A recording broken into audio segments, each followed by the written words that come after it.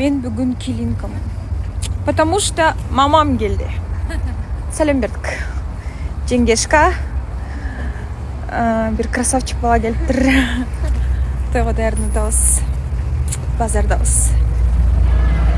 Ассалаумағалейкум, құрметті достар, баршаларыңызға қайырлы күн. Бүгінгі күндеріңізге сәттілік. Мен өзім әдеттегідей әбеттен кейін амандасып жатырмын. Және де бізде әбетке базардағы плов. Жаным екеуміз отырмыз.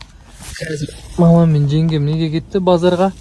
Біз алатын заттардың барлығын алып үлгердік. Енді ол кісілер әлі бір зат алмаған. Сонымен отырмыз. Ол кісілерге де алдық. Ас болсын жаным. Ильжан, пожалуйста, өзің әлі барып келші. Қойшын жүр. Мен жатып тұрайыншы машинада, өлі чарчап. Қойшын.